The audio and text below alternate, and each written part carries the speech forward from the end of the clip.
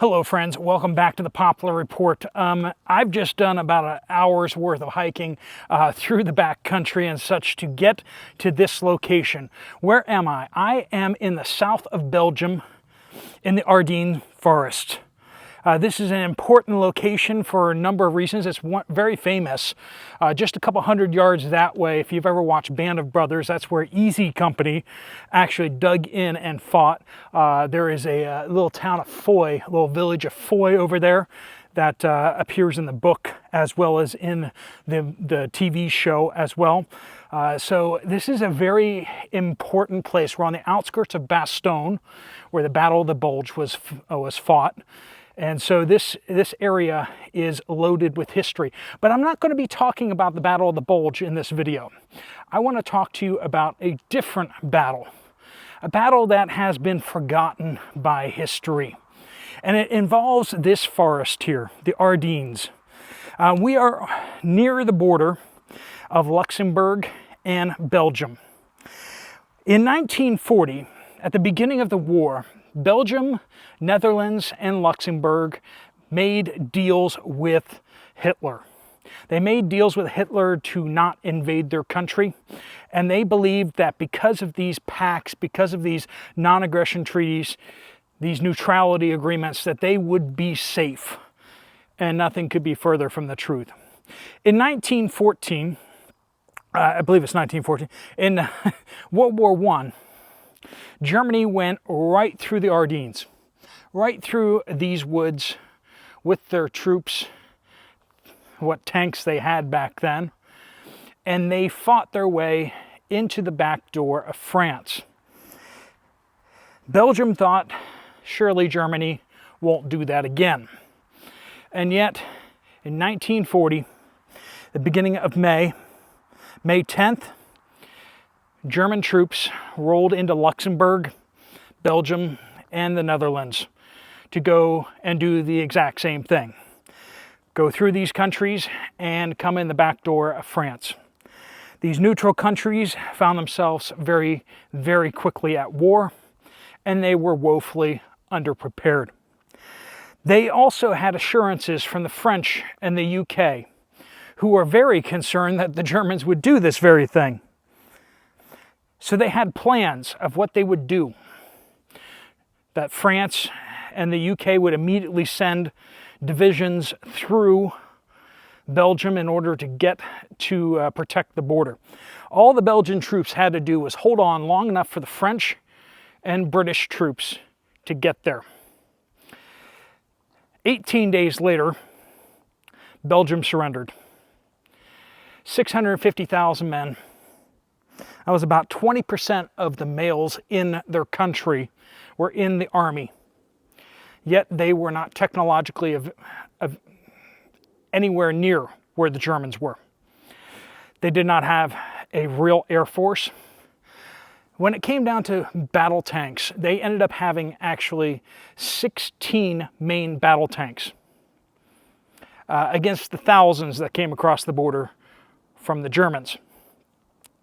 The tanks that they actually had were from relics from World War I. Obviously, tanks developed quite a bit between the two wars. And so we saw that Belgium was not prepared. It was trusting in its alliances, in treaties, paper treaties. It trusted, but did not verify. Belgium did not think that the Germans could take their troops through the Ardennes forest. They didn't think they could get through here. And not only did the Germans do it once in World War II, in the Battle of the Bulge, they came back through the very same way, again, and laid siege to Bastogne here, which is just a couple miles that way. I'm going to be able to take the bike path back, which is going to be a lot easier of a walk than walking past the cows, through getting run over by cars and everything like that. I'm just going to get run over by bicyclists. But the moral of the story here, more than anything else, Belgium trusted France and the UK, so they didn't have to defend themselves. Europe is doing that again. Belgium, Netherlands, Luxembourg, other countries in Europe, they are depending on the United States to bail them out and to defend them. They also believed in this idea of peace through weakness. Now, we have somebody in the White House, or several people in the White House. I don't know how many presidents we have anymore. Could someone please fill me in on whether we have a Madam President as well as a Mr. President? Because that appears to be what's happening. If you look at the logo for the White House and stuff like that, it now has 2 signatures on it. So I don't know, maybe we have a legislative group running the presidency anymore. But they want us to make peace with the world by being nice. Not having a big military, but by having a military that doesn't threaten anybody. I have to read this because this is just... The reason why Belgium didn't build tanks was because, quote, they were too aggressive. Tanks would be too aggressive, and they didn't want to provoke Germany, so they decided, we just won't build the tanks. They didn't build up their military, they didn't build an air force because they didn't want to be scary to the Germans. And how well did that work out for them? Well, 18 days later, their war was over. Their king surrendered. Some of his ministers did not agree with that idea, and they fled to the UK to start a government in exile to protest. But the king found himself under the mustache guy. And most of the Belgians did too. They trusted other countries for their security. They tried to appease and tried to be non-threatening to other countries. There are those who want to weaken the United States and other countries so that we don't threaten China, so we don't threaten bear country in Russia, right? So in the end, Belgium was fundamentally unprepared for the war that it faced. They had enough troops on paper, 650,000 troops. Later, when the Germans came through here again, during the Battle of the Bulge, massive attack, about 500,000 Americans held the line in Belgium, all the way across through Luxembourg. We held the line, 500,000. Now, here in Bastogne, the 101st Airborne, with other troops, held the line here. Just over, it was about 11,000 soldiers became encircled here, inside Bastogne, and they did not surrender. The 101st Airborne fought for 30 straight days in combat. The Belgian army across the entire country fought for less than 18 days. That should give you some idea of, one, it's a mentality. Are you mentally prepared for the fight? Two, do you have the logistics prepared for the fight? And thirdly, do you have the equipment for the fight? And Belgium did not have any of those things. And we're now in a place in the world where we, as the United States of America, have to decide, are we going to be preparing for war? News out there just says that the administration apparently gave orders that the Navy needs to be prepared to fight China by 2027. Well, we need to make some changes, don't we? If we're going to really fight a war, something that we haven't done, a major world war, we haven't fought something like that in a very long time. You could argue that Vietnam was sort of that, but even that, one of the reasons why we know that is that we never expanded our enlisted class. Every time we scaled up the military for different things, there's an officer to enlisted ratio. At the end of World War II, we decided that one of the things we found in World War II was it is very difficult to train officers quickly. They could train grunts, spring them out of the ground, shove them through basic training, and boom, you can throw them out on the field, right? I mean, if you give them more training, it's better, but but really it's the officers that you need to have decades with. You need to have years and years and years with these officers in order to have real good officers. So what they decided to do was to cut back the enlisted men and have an overabundance of officers, so that if they have another major war, they can bring in a whole bunch of enlisted and shove them under all these officers. Of course, they had to figure out what they're going to do with all these officers, so they had to create bureaucracy for the officers. That's why even today, officers actually fight over combat positions. It's very difficult in most military apparatuses like the Marines or the Navy to get an actual combat posting. And it's good for your career, so you definitely want them. If you're an officer, you want to command, your tank battalion, you want to go, but there's just not enough to go around. And so a lot of officers either become paper pushers by choice, but most of them become paper pushers out of necessity. They don't have high enough scores, they're not high enough ranked, they can't get assigned to a combat unit, and so they end up, doing some sort of logistical thing. And so we actually have a much larger base of officers than we really need in most of our military branches. Though if you talk to military people, they're like, oh, there's reasons for that.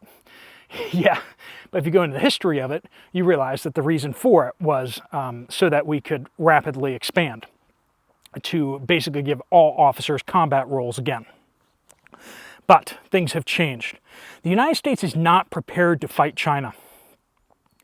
We're looking at our own Ardennes forests and saying, the Chinese, they couldn't really do that. They couldn't really take Taiwan. That would be crazy. I know they said that they're going to, but that would just be crazy. Just like the Germans going through the Ardennes. Twice. Everybody knew what they were going to do, but everyone found reasons to tell themselves that they weren't going to do it, and how it wasn't going to happen. And so the most unfortified portion of the lines was this area of the Ardennes, which is why the Germans came through here twice. They realized that relatively easily they can clear a road or use existing roads and ram their tanks right down people's throats. And that's what they did. The problem with that is when you have the forests that are hard to get through, roads become really important. And that's where you come to the crossroads of Bastogne and other crossroads near here. My grandfather fought in the 82nd Airborne. He was not here in Bastogne because that was the 101st. 82nd actually rushed to a village out near here. And they held that until they were ordered to fall back with the armor and prepare for the counterattack. We are just not like we were back then. Now, I know a lot of us would like to think of ourselves as more sophisticated. You get on any talk show, you get on any news kind of thing, and they'll tell you how much more sophisticated we are than the people back then. Honestly, I think we've lost a lot of things. We've lost a lot of courage, a lot of character, a lot of hard work and grit, ingenuity.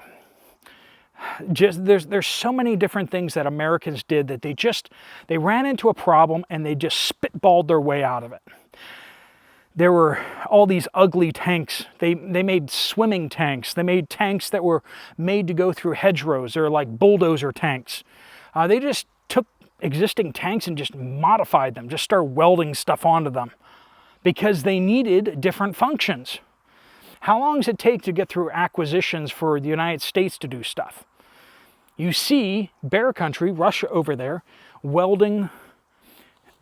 We see enlisted men just going out there and just welding on cope cages because that's what they need. They're not waiting for orders coming down from on high, so to speak. They're not waiting for some factory kit to come out. They just start making what they need. Are American soldiers able to do that anymore? Are they allowed to do that anymore? I don't think they're allowed to do that anymore. They get into a whole lot of trouble if they start doing it. You can't mess with any kind of government issued anything without the permission of the government. 22,800 101st Airborne plus all the other units here held Bastogne for 6 days unsupported. The German armor came through here, fought all along this line. American airborne, unsupported, totally encircled, fought to hold it. But before that, remember that the Belgians didn't. The Belgians, the French troops, the UK troops that came rushing in, they weren't mentally prepared for this type of warfare. They weren't ready for the new strategies, the blitzkrieg. They didn't understand how new warfare would happen. They didn't understand how important it was to have reserve tanks to counterattack, to keep a mobile defense as opposed to a static defense. You can't stay in one place. And they learned the hard way as the Germans went right through their lines, came around behind them, and they didn't even know what happened. Well, friends, I don't know what will happen in the coming days, coming years, but hopefully some of the lessons here from the Ardennes, to not assume things, not trying to find peace through weakness, but finding peace through strength. Let me know in the comments down below if you learned anything or if you got any things out of that. Hopefully you got a nice view here of the Ardennes. Beautiful, beautiful. Love it here, but I'm going to be on my way super fast. I need to go catch a bus. All right, friends, thanks so much for joining me. If you want to check out another video from this channel, there's one right up there. I'll see you over there, or I'll see you guys later. Steve Poplar of the Poplar Report, out.